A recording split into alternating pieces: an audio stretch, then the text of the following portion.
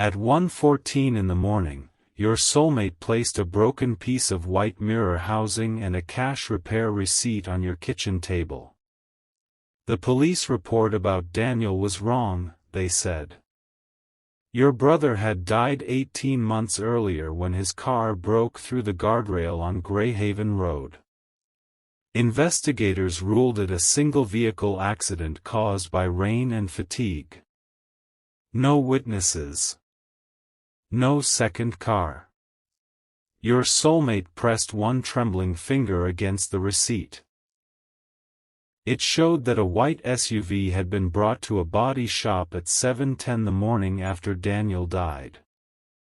The passenger side mirror had been replaced. Dark blue paint had been removed from the door. Daniel's car had been dark blue. Then your soulmate looked at you and finally said the words they had crossed 18 months of silence to confess. "I'm the reason your loved one died. My beloved child, you did not ask whether they were certain. You asked the only question that mattered. Were you driving that SUV?" They nodded. The room seemed to shrink around you. Your soulmate had attended Daniel's funeral. They had stood 3 rows behind you while your family was told that rain had carried his car across the center line. They had watched you blame an unlit road, a damaged guardrail, and the exhaustion Daniel had been carrying for weeks. All that time, they had known there was another vehicle. They had known who was behind its wheel. "Did you hit him?" You asked. Their eyes dropped toward the broken mirror. "I followed him out of the warehouse. I tried to get beside him. There was a sound, but my mother told me the mirror struck the guardrail. I believed her because I needed to." That isn't an answer. No, they pushed the receipt closer to you. This is. Stapled behind it was a photograph taken by the repair shop before work began. A streak of blue paint ran through the broken white mirror housing. You stood so quickly that the chair struck the wall. Your soulmate did not move. "I'm going to the sheriff's office when we finish," they said. "I'm not here to ask you to protect me. But Daniel didn't die because of a random argument or because I lost control for no reason. Someone spent weeks making me believe he was about to destroy you. I need you to see how they did it." 3 weeks before the crash, your soulmate had received an anonymous email containing screenshots of a private conversation between you and Daniel. In those screenshots, you appeared to be discussing the Vale Family Trust, the money your soulmate would control after withdrawing their shares from the family company. One message made it look as though Daniel had written, "Once they sign, Evelyn can't stop the audit." Another appeared to show you answering, "Then we finally get what she's been hiding." The language was convincing because pieces of it were real. You and Daniel had discussed an audit. Your soulmate had been preparing to leave the family company so the two of you could build a life elsewhere. Daniel, who occasionally handled cybersecurity work for the Vale offices, had warned you that the company's records were disorganized. But you had never discussed taking anyone's money. Your soulmate showed the screenshots to their mother, Evelyn. She did not seem surprised.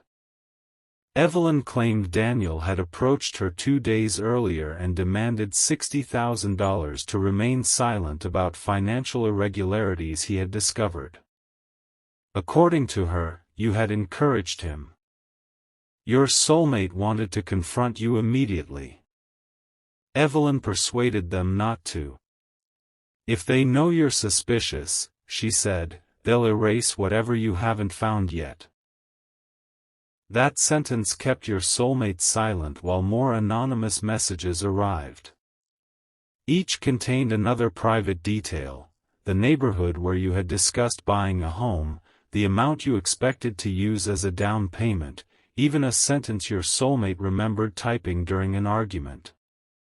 "I won't build a life on borrowed loyalty." You had never received that sentence. Your soulmate had deleted it before sending. That was the first crack in Evelyn's story. The words had existed only as a draft on the laptop your soulmate used at the family office. Someone had not simply copied your private conversations.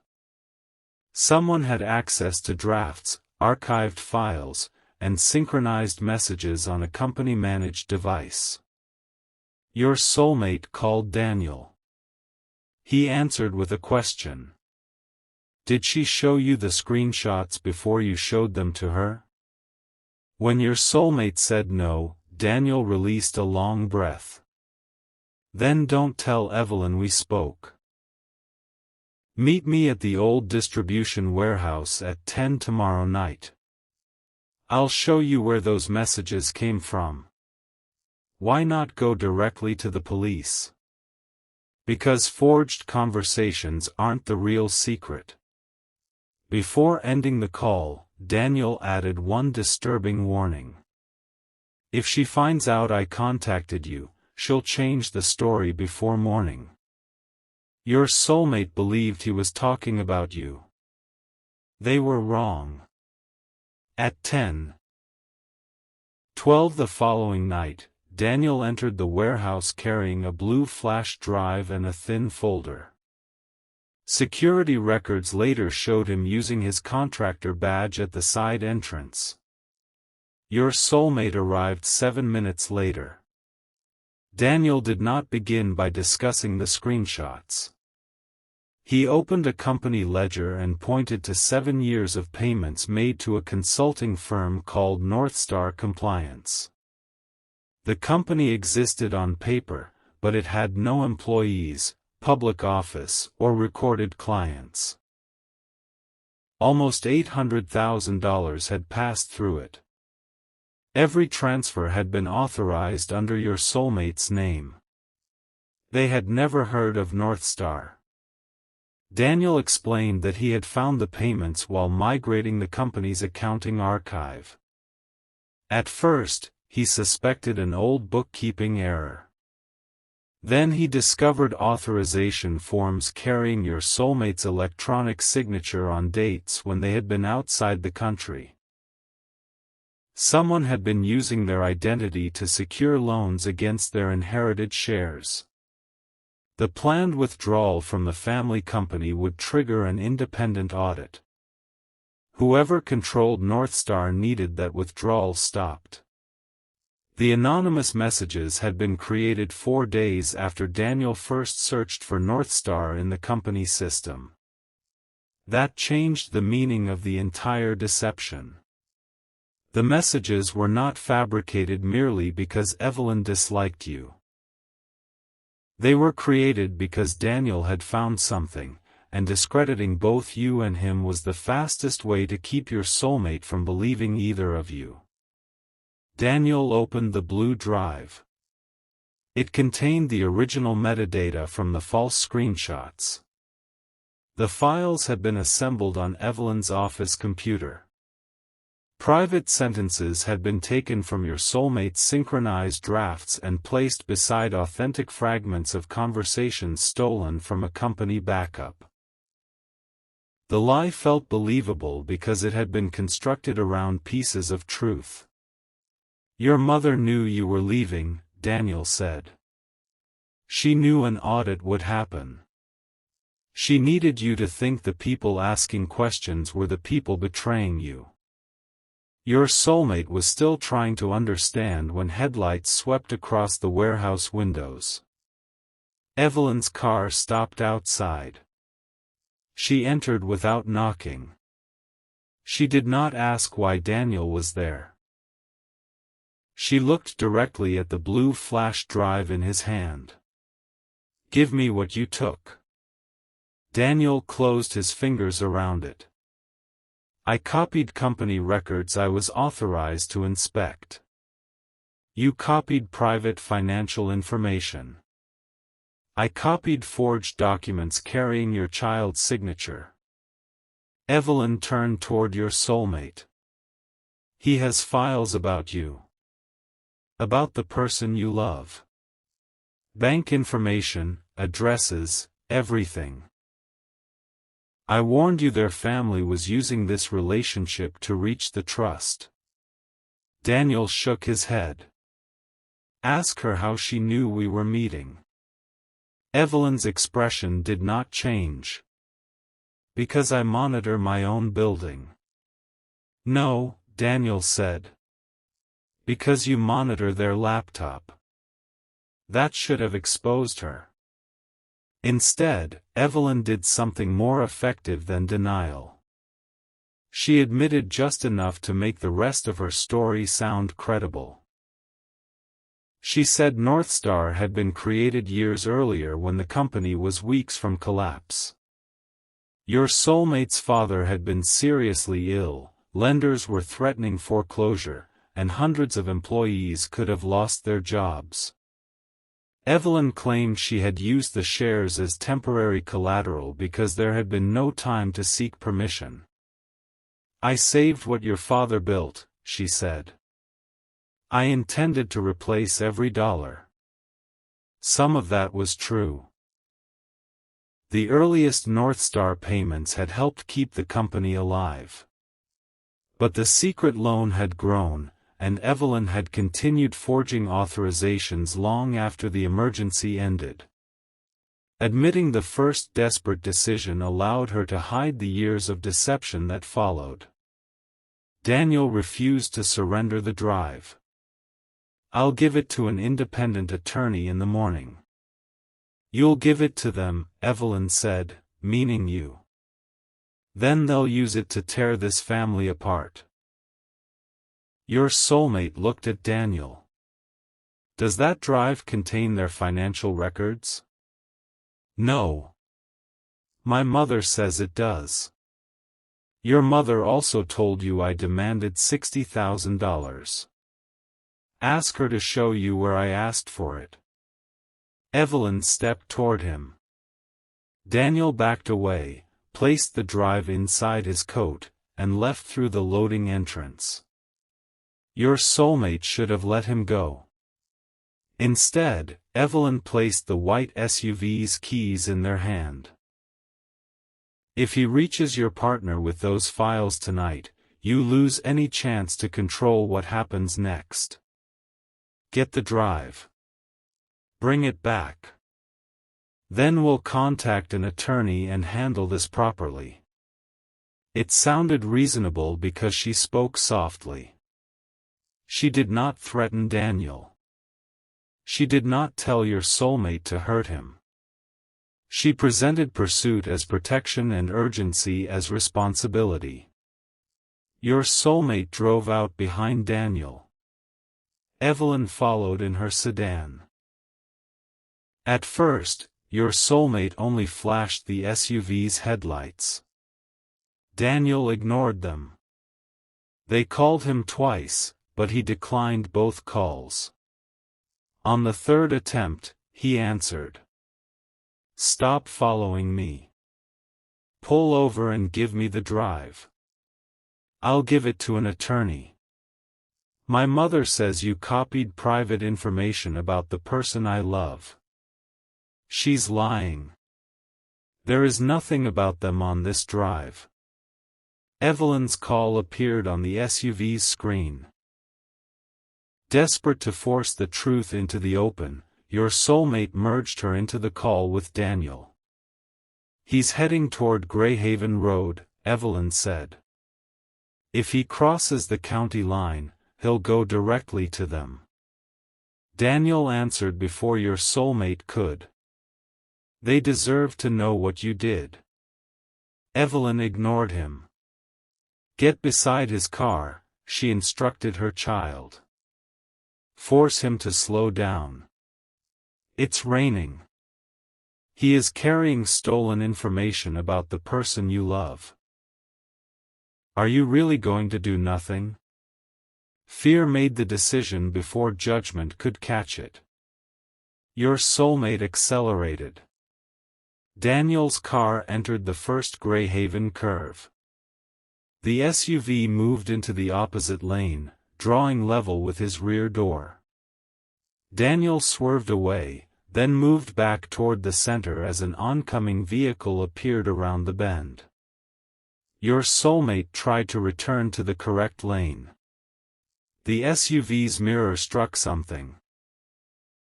A second later, Daniel's brake lights vanished beyond the guardrail. Your soulmate stopped 20 yards ahead. Evelyn arrived moments later. Daniel's car had come to rest against a concrete drainage wall below the road. By the time your soulmate reached him, he was unresponsive. They reached for their phone. Evelyn took it from their hand. You cannot call from this phone. What are you doing? Think. Your messages brought him to the warehouse. You chased him. They will call this deliberate. I hit his car. You hit the guardrail. You heard the mirror break before he lost control. Your soulmate looked down toward Daniel. Evelyn held their face between both hands. You were at the conference hotel tonight. There are photographs of you there. You left the banquet, returned to your room, and heard about the accident tomorrow morning. What about Daniel? I'll call emergency services. Take the SUV and leave. Your soulmate obeyed.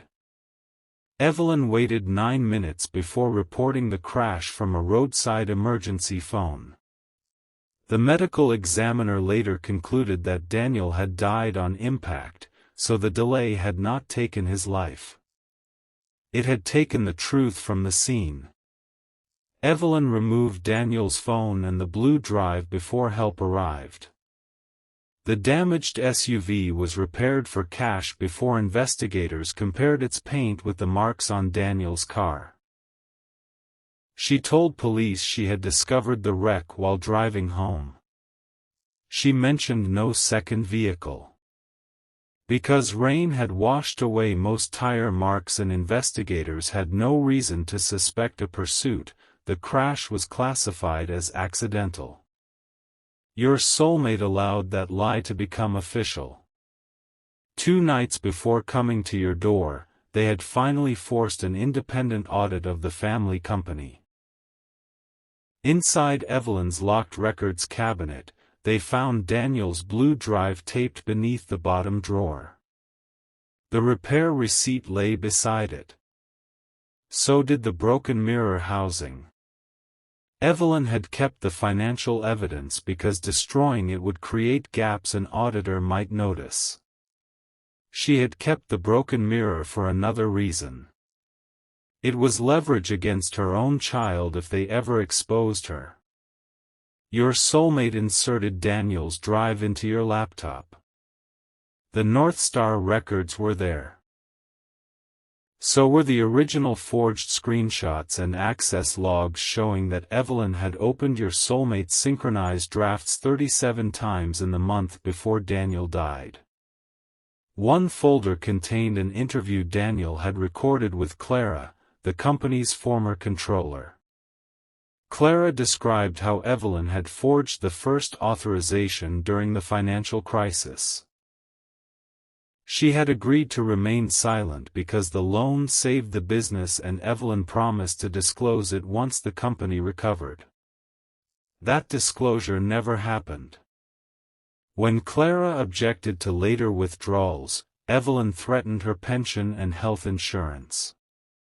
Clara resigned, but she kept a copy of the original loan agreement. Near the end of the interview, Daniel asked why Evelyn had become so determined to separate you from your soulmate. Clara's answer was quiet.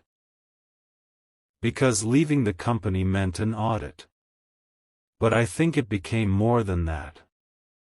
Evelyn doesn't know the difference between loving her child and owning every decision they make.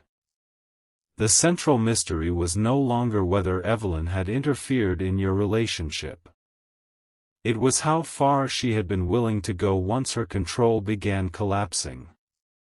Your soulmate sent their mother one message. I found Daniel's drive. Evelyn called before the screen dimmed. Do not open it. Your soulmate placed the call on speaker. You asked, how did you know what color the drive was? Silence. Then Evelyn said your name with the cold patience of someone correcting a child. You have already lost one member of your family. Don't let grief make you reckless with another. Those words brought back something you had forgotten. At Daniel's funeral, before anyone had accused her of anything, Evelyn had taken your hand and said, "Grief makes people invent villains." She had not been comforting you. She had been preparing you to distrust your own questions. You and your soulmate went to her house before dawn. The blue drive remained in your pocket. The repair photograph stayed in your hand. Evelyn opened the door and looked past you toward her child. You brought them here? You knew Daniel had the drive, your soulmate said. He stole it. You created those screenshots. I was protecting you. You used my private drafts. I used information that proved how closely their family was watching our finances. You placed the repair photograph on the table. Evelyn's composure slipped. Why was the SUV repaired 7 hours after Daniel died? She looked at your soulmate. Ask the person who was driving it. I already did. Then you know this wasn't my accident. Your soulmate's voice broke. You told me to force him to stop. I told you to retrieve stolen property. You took his phone. To keep you out of prison. You hid the drive. To keep the company alive. You lied to the police. To stop you from losing your entire life over one panicked decision. Each answer sounded like protection until placed beside the consequence. You asked the question Evelyn had avoided. Did the SUV touch Daniel's car? She folded her arms. I wasn't behind the wheel. That wasn't my question. No one can prove what happened on that road. Then your soulmate remembered the small recorder Daniel had clipped inside his jacket at the warehouse. It had not been identified as a recorder in the police inventory. Inside the box of Daniel's returned possessions, investigators had described it as a damaged electronic key fob. You had never thrown that box away. After returning home, you found it beneath Daniel's watch and wallet, still sealed in a plastic evidence bag. Its casing was cracked, but the memory card remained intact. The final recording began inside the warehouse. Daniel's voice was clear. The person you love did not ask me to investigate your family. I found North Star during contracted work. When I told them, they asked me to make sure you weren't being blamed for something you didn't do. Evelyn's voice followed. Turn that off. No. You've told too many versions of this story already. The sound shifted as Daniel placed the recorder inside his coat. A door opened. Rain struck the warehouse roof. An engine started. For several minutes, there was only road noise. Then Daniel's hands-free system connected the call from your soulmate. "Stop following me," Daniel said. "Pull over and give me the drive. I'll give it to an attorney. My mother says you copied private information about them. She's lying. There is nothing about them on this drive." A short tone sounded as your soulmate merged Evelyn into the open call. Her voice came through Daniel's speakers, faint, but unmistakably clear. "He's heading toward Greyhaven Road. If he crosses the county line, he'll go directly to them. They deserve the truth," Daniel said. Evelyn's voice hardened. "Get beside him before the bridge." Your soulmate answered, "I'm not going to hit him." "Then stop hesitating and make him pull over." The engines grew louder. Daniel spoke one last time. "Your mother forged those messages because she knew you were leaving. Don't let her turn you into the person who buries this for her." A horn sounded. Metal struck metal. Tires slid across wet pavement. The recorder tumbled into a roar of breaking glass, then became frighteningly still. Less than a minute later, footsteps approached Daniel's car. Your soulmate's voice was shaking. "Daniel? Can you hear me?" Another vehicle stopped. A second set of footsteps came closer. Evelyn said, "Give me your phone. I think I hit him. You were never here." A car door opened.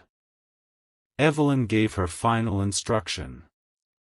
"Leave before loving them costs you everything." The recording proved the collision. It proved the pursuit.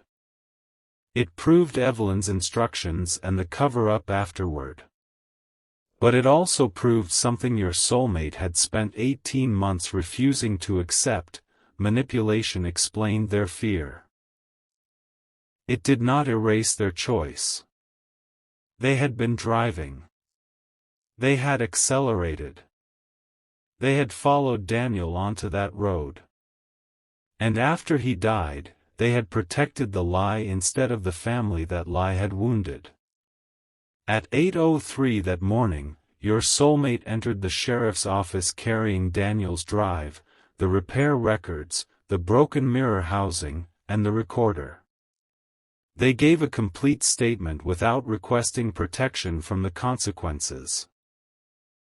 Daniel's case was reopened before noon. Before leaving your kitchen, your soulmate looked at you one final time. "When I said I was the reason your loved one died, I wasn't trying to take responsibility for what my mother did. I was finally admitting what I did. She created the lie. She ordered the pursuit. She buried the evidence. But I was holding the wheel. You could not offer forgiveness. Not then. Truth could identify the guilty, expose the motive, and restore Daniel's name, but it could not return the life taken on Greyhaven Road. It could not recover the 18 months you had spent mourning inside a false story. And it could not make confession the same thing as repair. Your soulmate seemed to understand. "I don't expect you to choose me after this," they said. "I only wanted the next choice you make to belong to you. Not to my mother, not to those messages, and not to another lie." Then they left the broken piece of mirror beside Daniel's recorder and walked toward the consequences they had avoided for 18 months. My beloved child, the truth did not promise that love would survive what had happened. It did something more honest. It revealed who created the deception, who benefited from it, who made the fatal choice, and why Daniel had been on that road. Your soulmate had not chased him because Daniel betrayed you. Daniel died carrying proof that he had tried to protect both of you from a betrayal already growing inside Evelyn's house. And the person who had spent 18 months claiming she saved her child from losing everything had finally exposed what her protection truly cost. Not merely a company. Not merely a relationship. A life.